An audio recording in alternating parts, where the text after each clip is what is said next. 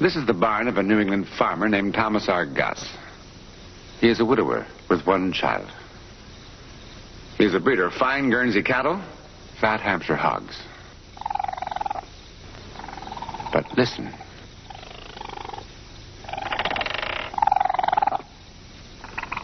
The sounds you hear are not made by cattle or pigs.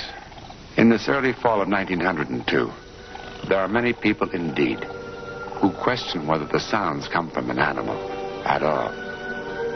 You're about to see the most incredible case of possession ever recorded. It's not an easy story to tell. It's been called fantastic and horrifying and funny. It is all of these things. But it is one thing more. It's true. Thank you very much, sir. Call Samuel Mathis.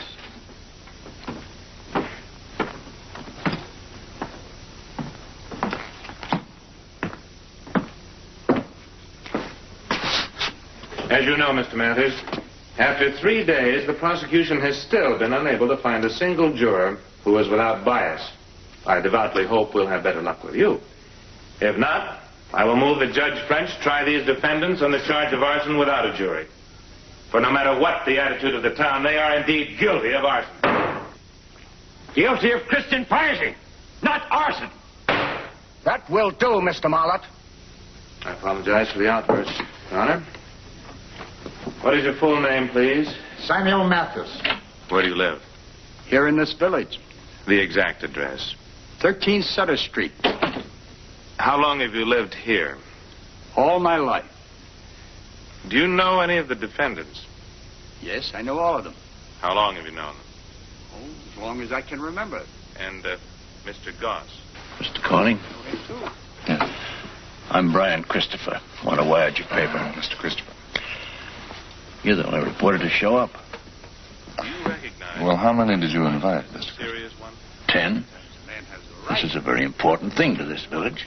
Mr. Matthews. No, but not to the village of New York or Boston or Providence. You came? You know, I was sent by an editor with a warm sense of humor. I don't understand. You said something about demons in your wire, sir? Yes? Or was it a demon who burned down this poor man's barn? Men burned it down to kill a demon. That's their defense? It is. And you were aware of certain events Fools. that have occurred in the Why? many years. Because they can't win. Why not? Referring to trials. And because, Mr. Christopher, nobody will take them seriously. This is 1902, not 1690. In the hills, sir. Those dates sometimes are closer together than you'd think. I'm not that close, sir. And are you descended from or in any way connected with any witch or warlock executed in the Commonwealth of Massachusetts? I am not. Do you believe that there were witches in Massachusetts? I believe that there are witches here. Witches, Mr. Mathers? Or harmless and persecuted old women? Witches. Your Honor, prosecution challenges this juryman. He's unacceptable. You may step down, Mr. Mathis. We've about used up everybody in this town. Your Honor, I move that you try the case without a jury.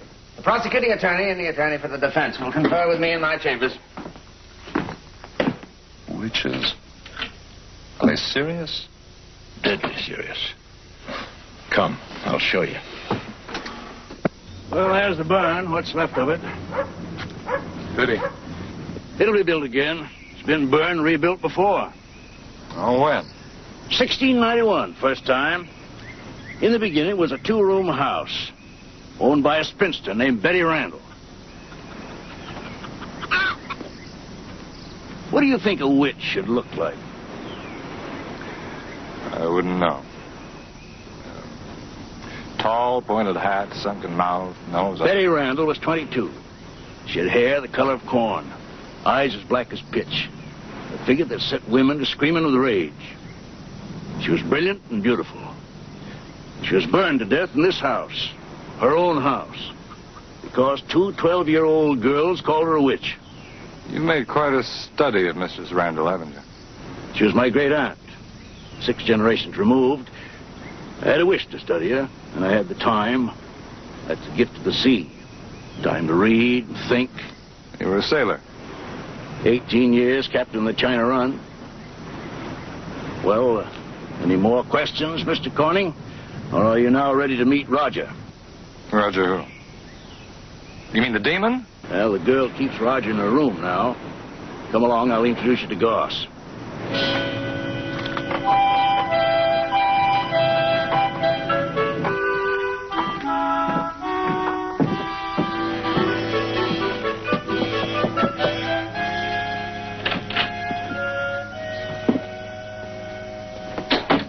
Hello, John. This is Mr. Corning. Can we see Roger?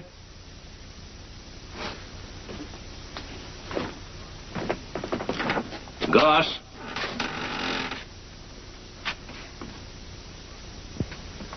Mr. Corning, Mr. Goss. Mr. Goss? Mr. Corning would like to see Roger. Get Roger. Why? It's all right. We don't want to look at him. He's sleeping. Get him. You'll take him away from me. Oh, no, Joe.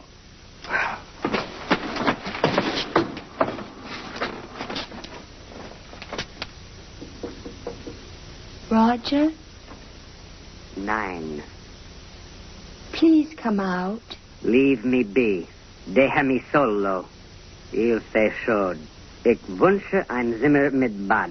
What's that? Well, first he said in French, it's hot. Then in German, I'd like a room with a bath. He has quite a sense of humor. Look, I don't understand. Why is he under the sink? Is he a dwarf or deformed or a midget or ugly or something? None of these things, Mr. Corning. Please bring him out, Joan. I'm sorry, love.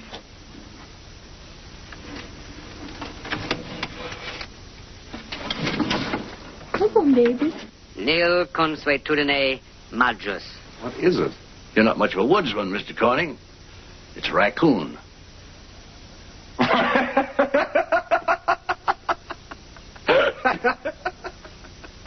This is hilarious. A raccoon who speaks 6 or 7 languages? Come on. Aye, very funny. Don't the villagers get the joke? What joke? Well, it's a trick, of course. Is it? What are you looking for? I don't know, a gramophone, something. You won't find it. Oh, look, you can't take this seriously. I'm sorry, Joe. The curious part is that everyone has that same reaction at first. Even the villagers? Even the villagers. Then odd things began to happen. Some cows died, a few chickens. Roger said he caused that because they laughed at him. Well, the nasty little fellow. Then the children died. Roger said he caused that, too. What children? A boy and a girl. One was drowned, the other was gored. How did Roger come here in the first place? I trapped him. I gave him the little girl for a pet. All right, you must have an explanation. What is it? Mr. Corning, does the term possession mean anything to you? I suppose you mean that nonsense about an evil spirit entering the body of somebody living? Someone or something. I hope we're not back to Betty Randall. What do you think, Mr. Corning? Bon nuit. Je suis fatigué. Oh, poor Roger. Good night, love.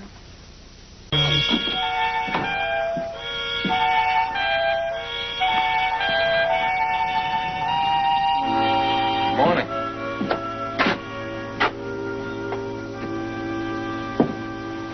Why aren't you in church on this fine Sunday morning?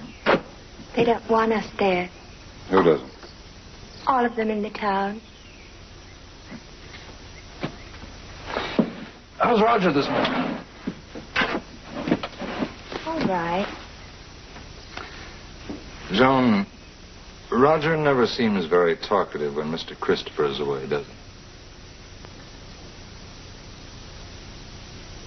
It was kind of Mr. Christopher to bring you, Roger, wasn't it?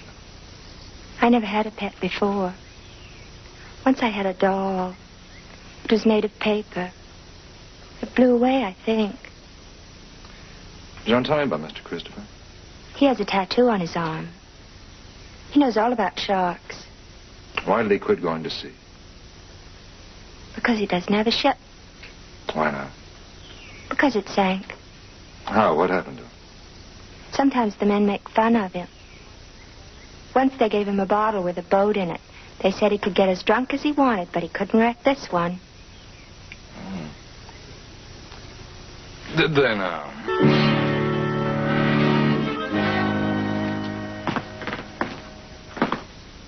Mr. Corning? Oh, yes, Dr. Grimes. You compose a most provocative wire, Mr. Corning. I came as soon as I could. What are you drinking, Doctor? No, thank you. Now, where's this so-called case of possession?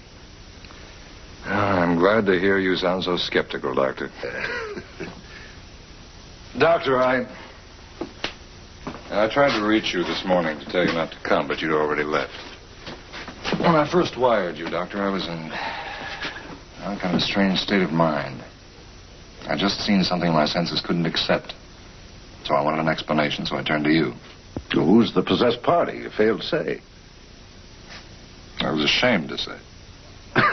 In heaven's name, why? Well, because it's an animal. Oh, my word. Oh, hold on. You said it spoke. Is it a parrot? No, it's a raccoon, Doctor. Oh, no.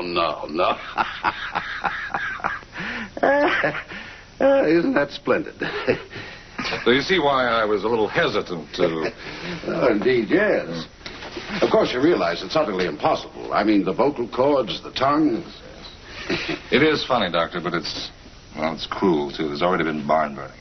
I pray the men were caught. Yes, the trial's due to end today, but the hating won't end, Doctor. You see, a cruel joke is being played on the people of this village. Well, do you know by whom? Yes. A man by the name of Christopher. He's been bitterly hurt by the people of this village. Now he's getting even. It was he who found the animal in the first place. He's well educated. He speaks several languages. And I'd be willing to bet my last dime he's also an accomplished ventriloquist. Although where he learned that, I don't know. Well, one is very often born with a gift of ventriloquism. Well, in any case, I would like to have a chat with our little raccoon friend.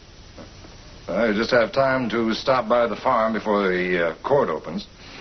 Any policeman can point out the way to you. You aren't coming? No, well, I think I'm going back to Providence for now, Doctor. What I've seen around here has made me a little bit sick. But I may stop by on my way to the station. Yeah, try by all means. Good luck to you, Doctor. Thank you. Oops, sorry. My fault. What's this I hear about you going back to Providence, Corning? You can't leave till the trial's over. They'll be found guilty. There'll be a riot in this village like nothing you've ever seen in your life. That'll suit you right down to a T, won't it? I couldn't care less about these savages. It's the animal. Oh, come on, man. The game is over. The joke is played out. What joke? Your P.T. Barnum sideshow. Your black-eyed blonde witch and her Gabby raccoon. And before I leave here, I'm going to tell that child and her father all about their friend, Mr. Christopher.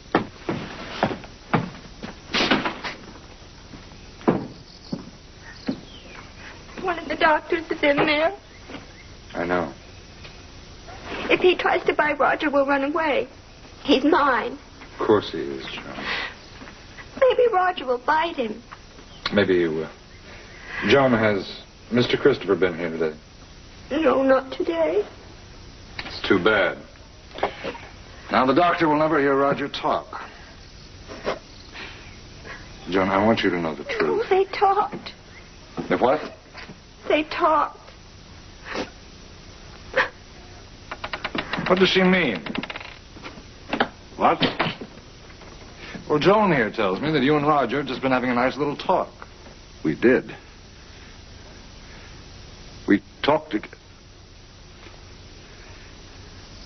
We talked together for 15 minutes in classical Greek. Not just talk, a a discussion. It's impossible. Christopher wasn't here. No. No, he wasn't. We'd best be getting to the trial. Coming, Mr. Corney?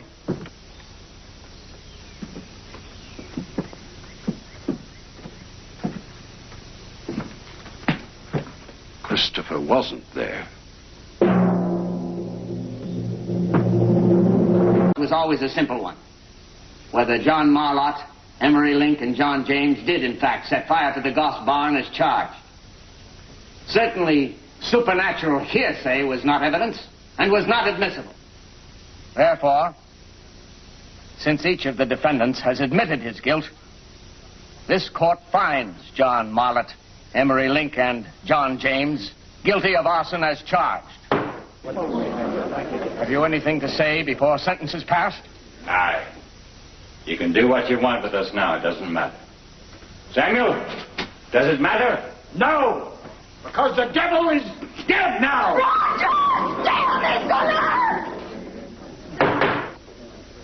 Déjame sola. Quelle heure est-il? Bringe den Wagen. So. Ci dice, popolo, dice veramente un posa. Perché lì è un mostro. Pieno di confusione e d'errore. He who speaks of the people speaks of a madman. The people is a monster. Tirez le rideau. La farce est jouée. Denn allen sieht auf Brach auf Erden. All guilt is avenged upon earth. Amigos de este siglo. Rostros humanos. Corazones de fieres. Al juego de los manos. Al juego de villanos. Al peso de los años. Lo eminente se rinde.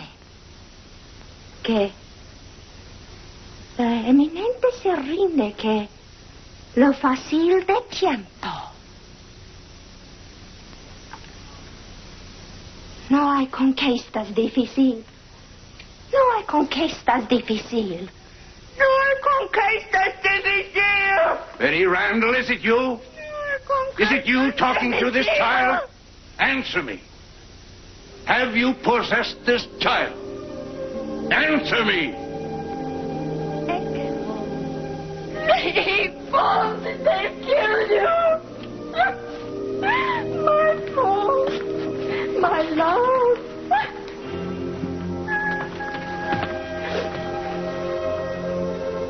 She was the one.